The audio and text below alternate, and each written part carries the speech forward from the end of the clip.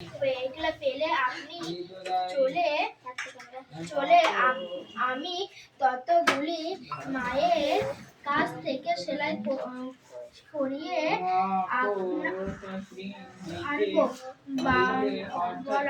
বলুন না বাপু, কত চাই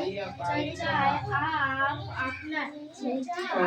বলো দেখে বাপু বললেন, বেটা এই নিচের এইগুলো পড় 40 কোটি, তাদের ওই নিচের জনের গায়ে জামা যদি না ওঠে আমি কি করে জামা পরে? এই ছেলে খাতা লিখে নিয়ে এসো। তোমার মা কি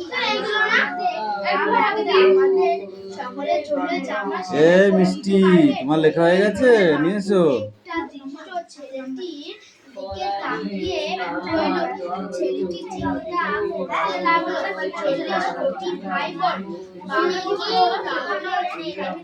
না এই যে বিটা উল্টো হয়ে গেছে, বিটা এই দিকে ঘুরে যাবে, ঠিক আছে। সি হয়েছে ডি, ডিটা ভালো হয়নি, ডিটা এরকম লিখতে হবে E F G H I C K L M N O P.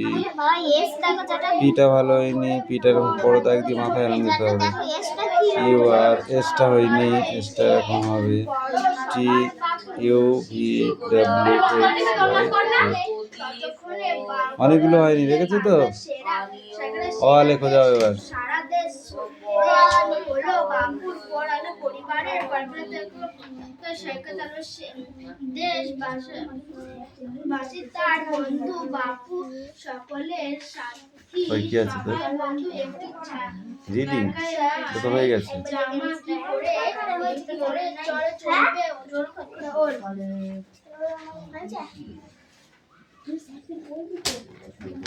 ছোট ছেলে মেয়েদের অনেক আছে বাবুর কাছে। না না রিডিং পড়া হবে না।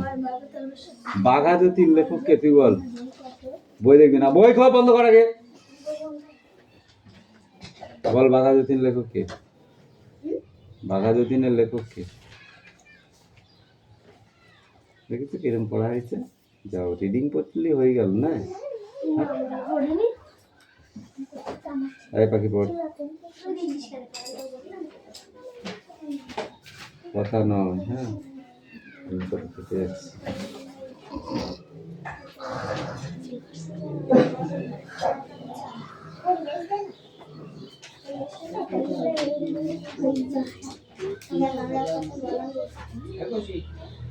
চন্দ্রনাথ। একদিন মকর ফল আনিয়া পত্নীকে দিল।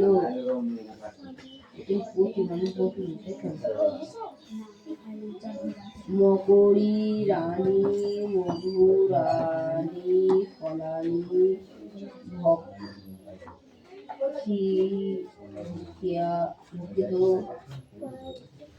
অতীব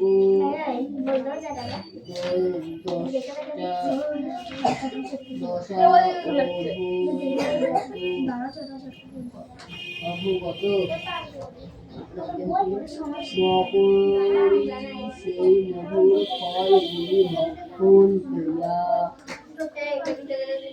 অত্যন্ত আনন্দিত হইল।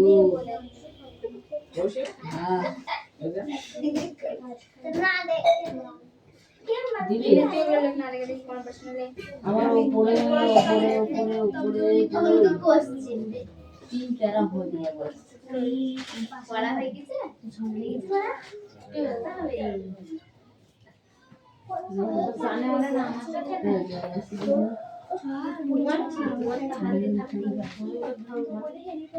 কিছু বলে যাবি, মুখে একদম ঠিক করবে, মুখটা একদম ঠিক করবে।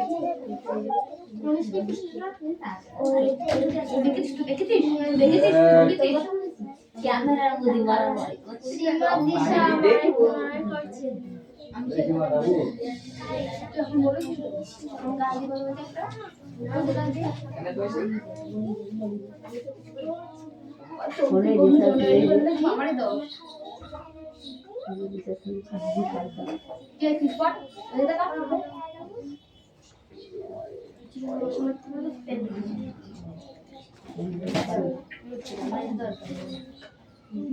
তোর মুখে তোর ইতি আছে দেয় কি করছিস রে?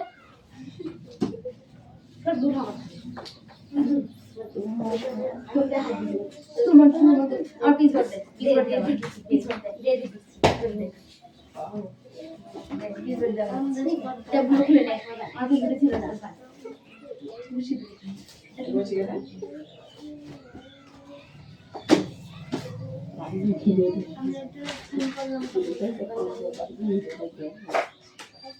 দেখো এটা ফুল করলাম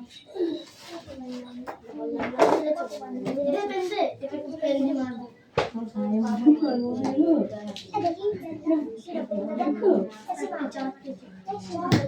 যখন মারবো তখন বলবো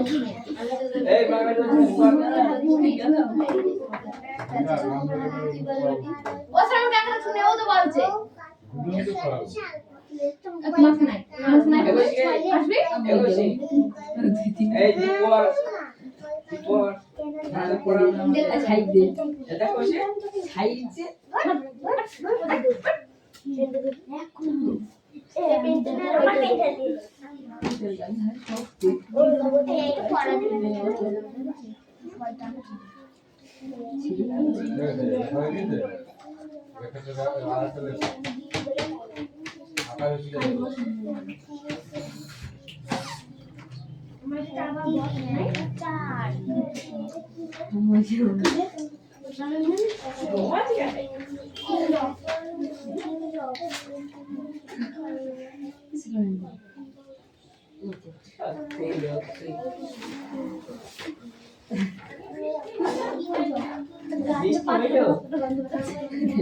বইছি কইলো মাপলা বৃষ্টি এলো আবার কি বৃষ্টি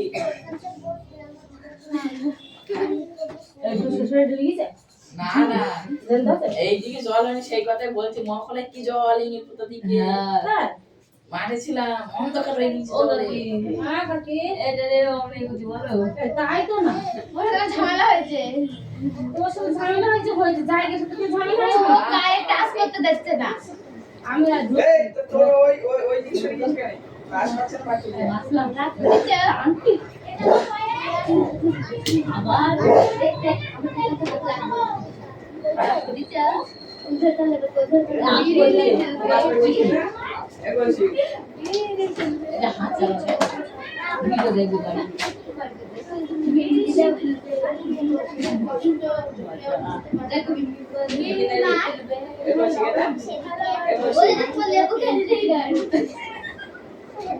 আমি নাও না এই কুকুরে নিয়ে যাচ্ছে কারণ আপনাদের মানসিক কেন্দ্র ভালো ছিল না তার মাঝে দুটো তার ছিল ললাটে শিরায় রচিত ও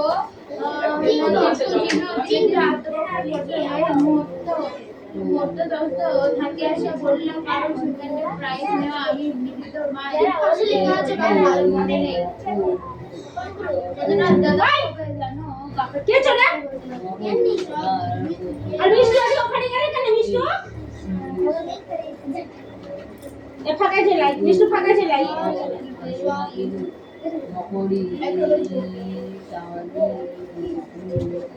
তেরে বেটে দিদার করি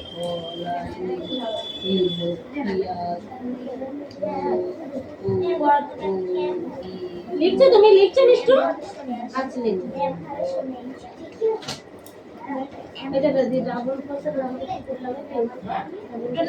কবে জানো কাপড় ছিল বহু কষ্টে আত্মসংগ্রহ করিয়া তিনি বললেন কথাটা বলতে তোমার লজ্জা বাঁধলো না লিখলে একে তুমি এই ডিগ্রি করো তোমার অক্ষমতা অপরাধ বাধা দিয়ে জগন্নাথ বলে তুমি জানো না তা কি জানি না জানবার এত আছে কি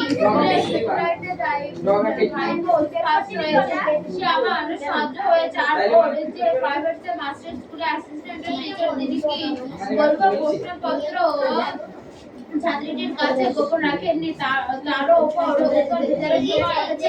ভুলও করছেন যতটা দাদার মুখ দিয়া কথা শুনিতে ছিল না ভদ্রলোক মানুষ তিনি অবাক হয়ে চন্দ্রনাথের মুখের দিকে চাইয়া রইলেন চন্দ্রনাথ বলিল, অঙ্কের পরীক্ষা দিচ্ছি, আমার মিনতি বলেন আমি তাকে অঙ্ক আমার খাতায় থেকে টুকে দিলাম।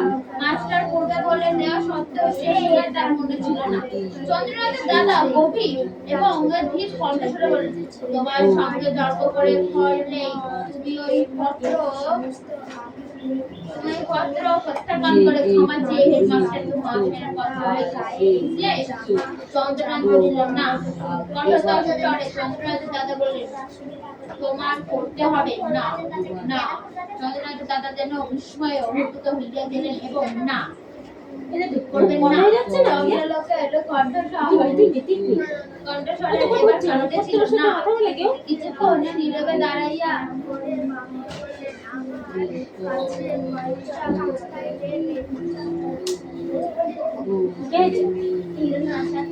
হিরোর হাসিতে তুই হাসবি না, তুই তোর কাজ কর, তুই তোর কাজটা কাজ। হিরোর হাসিতে আমি হাসবো? ওর কথাই আমি হাসবো? কিছুক্ষণ নীরবে দাঁড়াইয়া থাকে চন্দ্রনাথের দাদা বলিলেন, তোমার বৌদি বলতো আমি বিশ্বাস করিনি।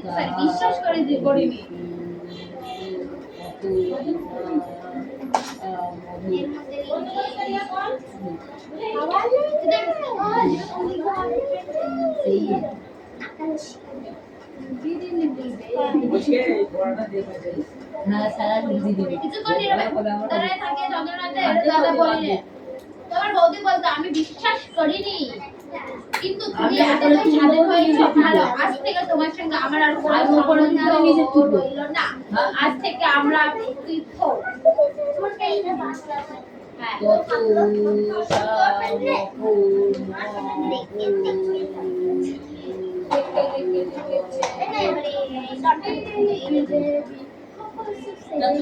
আমাকে বলছি কেন খালি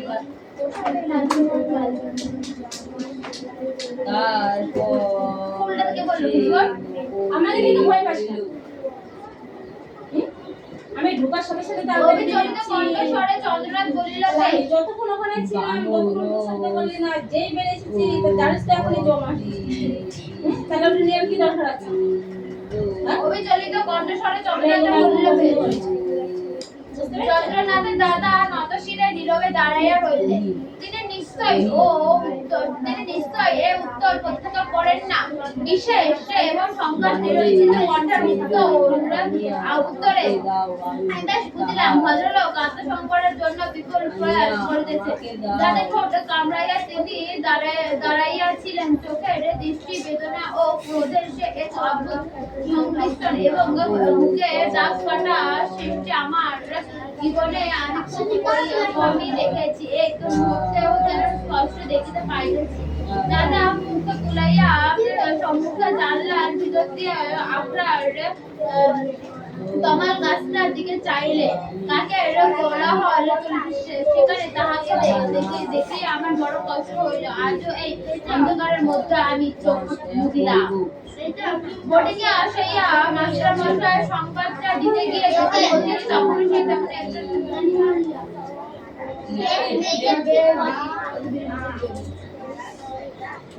কৈহসী ক ক এই আমার জিনিস রাখি ওরা খেলতে পারে ওই সে বড়টা বড়টা পারতে বড়টা ওই 4 নাম্বার লাইনে দেবী কি বলছিস? কি বাংলা মেটা বাবু কি দেশা বাবু বাবু আমরা একটা কি দাঁড়াইলে চোখের দৃষ্টি বেদনা ও ক্রোধের সে এক অদ্ভুত সংমিশ্রণ এবং মুখে দাগ কাটা দৃষ্টি আমার জীবনে আমি খুবই কমই দেখেছি। এক মুহূর্তে যেন স্পষ্ট দেখিতে পাইতেছি এবং পুতুলের সম্বন্ধে দাঁড়ালে তার ভিতর দিয়া আখড়া তালাবাসটা দিয়ে দাঁড়িয়েছে। তাকে করে চলিতে দেখানে তাহাকে দেখিতে আমার বড় কষ্ট হইল। আজও এই অন্ধকারটার মধ্যে আমি চোখ মুদিলাম। বোর্ডিং এর আসিয়া মাস্টারমশাইয়ের সংবাদের দিকে দেখলাম তিনি তখন আকাশে আমাদের দেখিবা আরে বলে কি হলো কি বললে টাকা এক পটে ওলো ভগত কি তব বয় ভগত থাকা আমি বলছি কেন নকল কি তাকে এক পটে সহজ বললাম কিন্তু ওকাটি হাতে ধরিয়া নীরবে বসিয়া বলিলে, মাস্টার মশাই তামাক টানতে টানতে বলে, আমি একবার যাব নরে। কি বলো তুমি? চন্দ্রনাথের কাছে? না না, পিতা খাবে কেন? না, ছি। এবার দেখা আছে কিন্তু বড়টা ব্যাটে যেত। না না, পিতা খাবে না, ছি।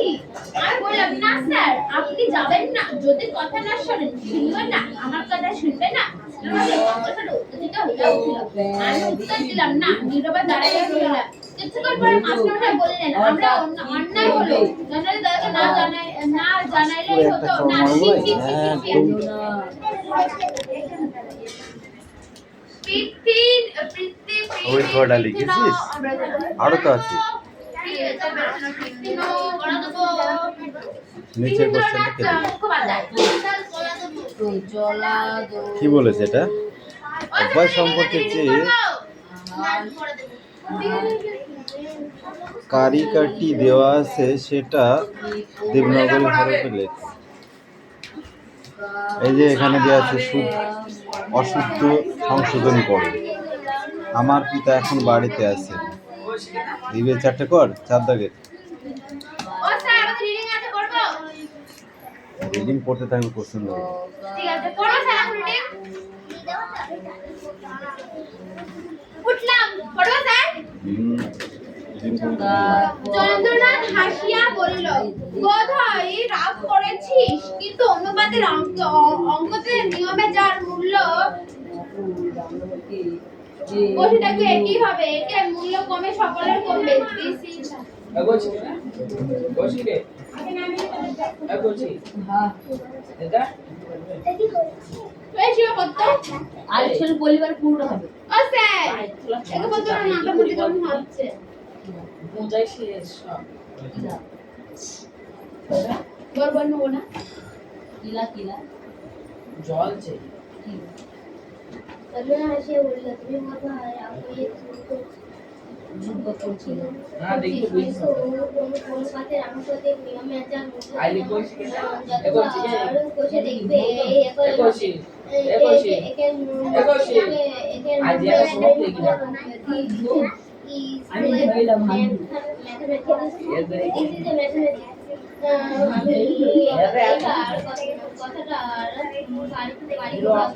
ভাবিতেছিলাম, কিন্তু সে হইল না। চন্দ্রনাথের দাদা তখন একখানা পত্র হাতে আসিয়া দাঁড়াইলেন। চন্দ্রনাথের হাতে একখানা দিয়া বললেন, এ কি?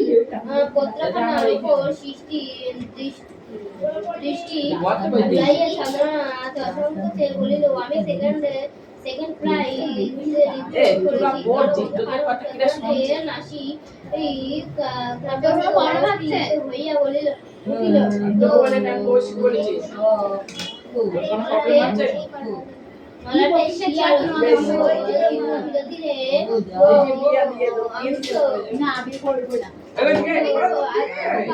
করেছিল কারণ সেখানে প্রায় আমি চন্দ্রনাথের দাদা যেন কাঁপিতেছিলেন। বহু কষ্টে আত্মসংশোধন করিয়া তিনি বলিলেন, কথাটা বলতে লজ্জা বাঁধল না? বন্ধু কাটছে না থাক ওহে বন্ধু তুমি বলো, তোমার ক্ষমতা বাধা দিলে। চন্দ্রনাথ বলিল, কি জানো না? জানবার এতে কি আছে? ভাইপো ফার্স্ট হয়েছে, সে আমারই সাহায্য হয়েছে। প্রাইভেট মাস্টার স্কুলে অ্যাসিস্ট্যান্ট টিচার তিনি কি বলবো? প্রশ্নপত্র ছেলেটি কাছে রাখেননি। তারপর ওপর টিচারের হয়েছে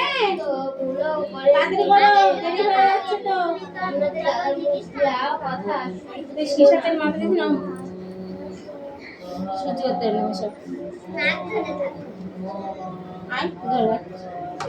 জগন্নাথ বলিল অঙ্কের পরীক্ষা দিচ্ছে আমার বড় হচ্ছে? নিয়মিত তোমার পড়া নেই? নিয়মিত করলে আমি তাকে লিখতে দিয়েছে? অঙ্ক আচ্ছা ঠিক আছে, আমার লিখে খাতা দাও। থেকে টুকতে দিলাম মাস্টার কিছু বলে দেওয়া সঙ্গে তারপরে দিল না জগন্নাথ কথা গম্ভীর বিকরণ করে বলে তোমার সঙ্গে তর্ক করে ফলতে তুমি এই পত্র ও পাতাগান করে বিছানা চাদর টানছে কেন? তো অনেকক্ষণ থেকে দেখছি বিছানা চাদর টানছে, খাটের তলায় হাত ঢুকে দিচ্ছে। যদি এটা কাজের মধ্যে সাপ যদি এর মধ্যে ঢুকে থাকে, ফুসকে দিলে তো হয়ে গেল।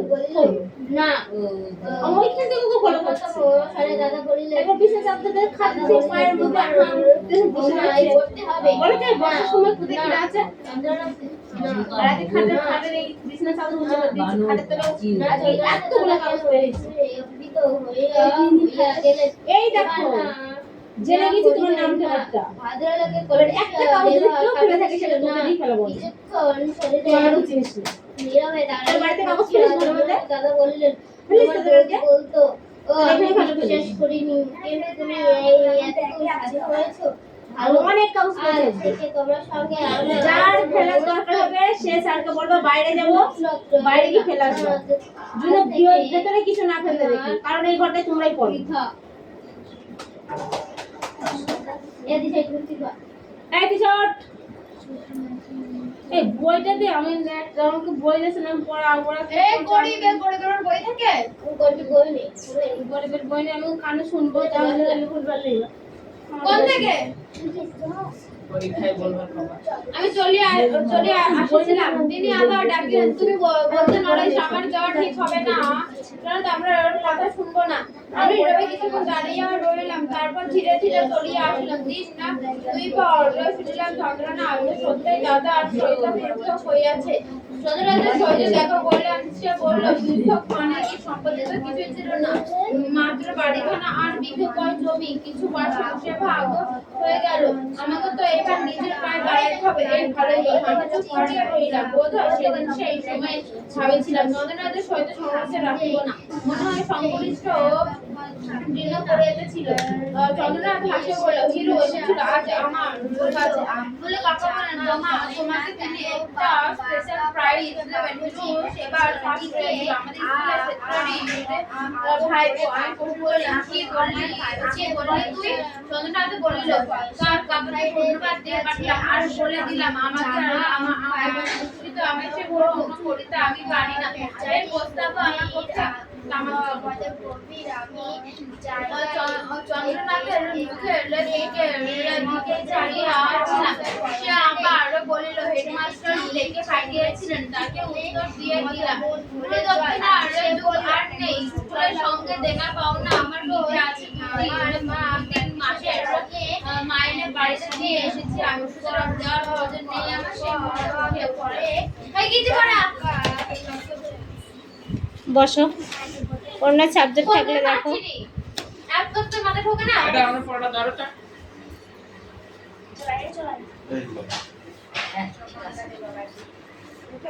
বাপু জিজ্ঞাসা কটা জায়গা ও বসেছিল কৌশিকের জ্বর এসেছিল না পরশুদিনকে, এখন ওকে হয়ে গেছে বলনি নেব, এখন আর করা হবে। ঠিক আছে, করে নাও।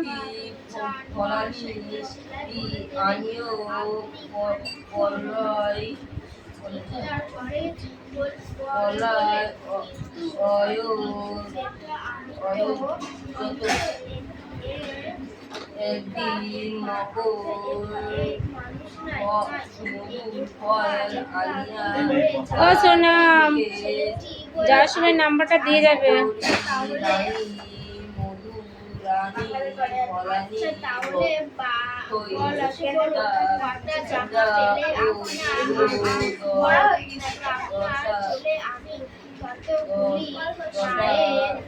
কাছ থেকে সেলাই করে পড়াশোনা করিয়ে আনবো না মশানে কি বললো?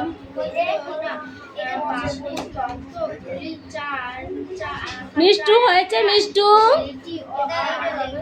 দেখে বাপু বললেন বেটা আমার তো ভাই বোন আছে 40 কোটি, তাদের এক জনেরও গায়ে জামা অভূত।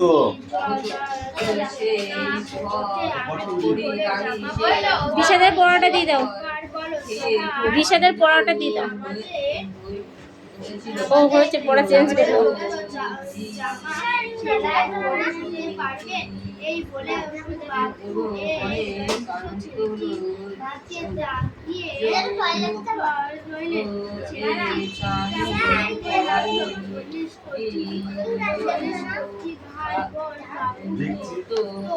বাবু কি আছে অদিতির, কি আছে? ঠিক আছে, ওইটা পড়ে নে, যেটা পড়ছি সেটা পড়ে নে।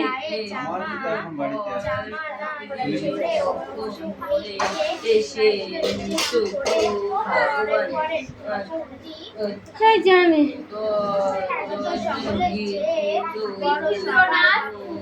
আটাটা নিয়ে আয়। আটা তুই জানিস আমার দিল্লি নাকি পয়সা? কি ব্যাগে আছে তো?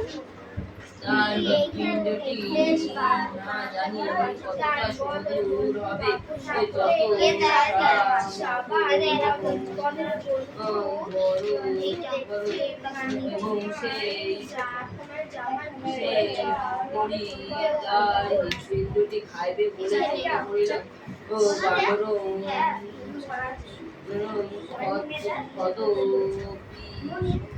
আর কটা আছে লিখতে? মিষ্টু তোমার কটা আছে লিখতে শুনো? ভালো করে লিখে দেন।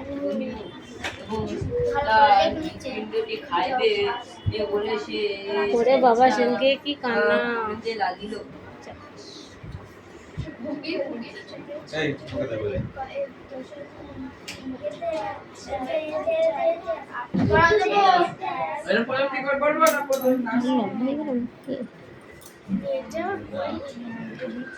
এরিয়া তো কত জলা জলা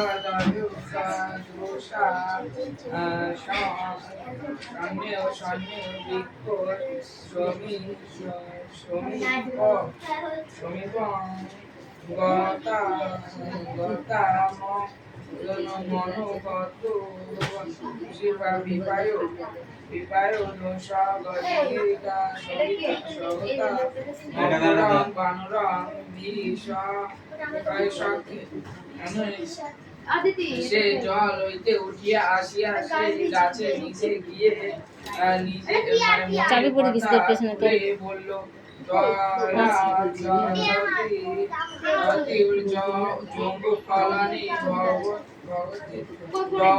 আমি ফেলেছি, তুই বলিস না বলতে হয়।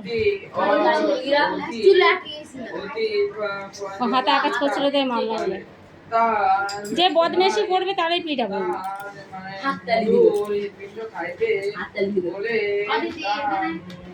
তাকে দেখে পালিয়েছে তাকে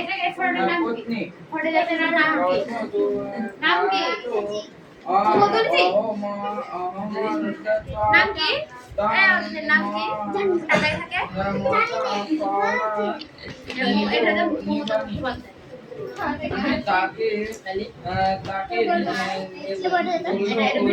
আমার সাথে চলো।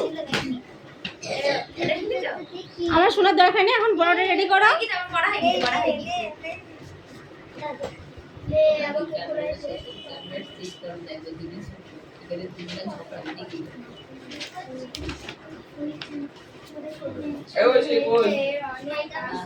ইয়েস বেশভূষা দেখে একদিন একটি করেছিলেন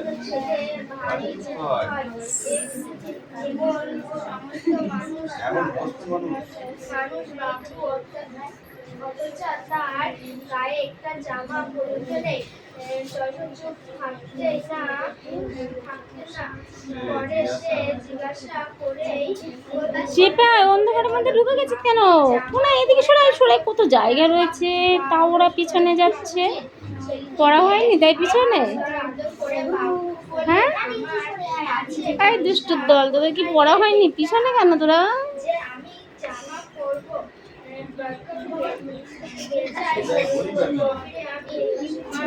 জামার এমন পয়সা নেই ছেলেকে মনে বলে চল সে বলল পুরো দে না আমার মা সেলাই করতে জানে আমার জামা